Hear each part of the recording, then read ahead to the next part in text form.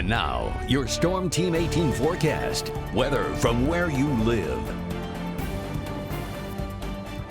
Well, it finally feels a little more like spring now. Today felt a lot like it. Even yesterday with the high of 43, it felt like it a little bit too.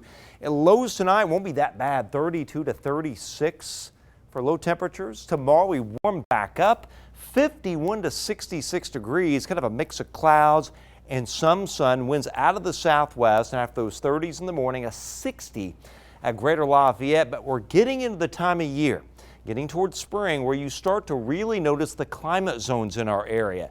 Again, once you get north, like in this zone, the climate's more like Chicago. You head south, the climate's more like Indy and like Springfield, Illinois. And you could argue there's a little bit of an Iowa, northern Missouri type climate that gets into our kind of far western, northwestern counties. But you really see tomorrow the difference in temperature. 51 Rochester, 56 Monticello, but how about mid-60s at Petersburg and around 60 at Greater Lafayette. And it's kind of the same thing on Wednesday. Some patchy freezing, fog, frost, and a few patches of black ice early on Wednesday morning, and then kind of a mix of clouds and sun off and on through the day.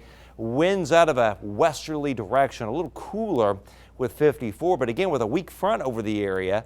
About right here, you will notice it's only 45 for the high at Winnemac, but we're 58 Petersburg, we're 54 again at Lafayette, about 52 at Fowler. Then on Thursday, again 32 to 44 northeast to southwest. Again 40 at Greater Lafayette, but the wind chills will be in the 20s and 30s, the pretty stiff northeast wind.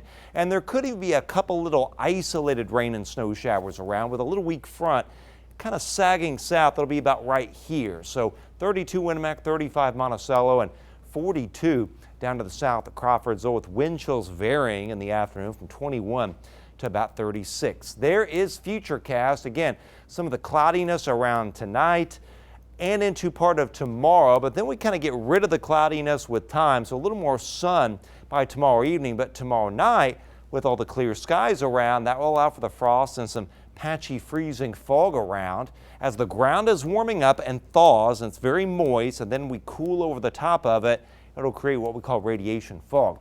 We don't see any sort of substantial rainfall until the weekend. Late Saturday, very warm south winds, showers begin to come in late in the day, and quite a bit of rainfall coming in Saturday night, but also into Sunday as well, with warm temperatures and an elevated flooding risk. And yes, the risk of a severe storm or two. Here's Severe Cast. You know it's spring, we're bringing this back out.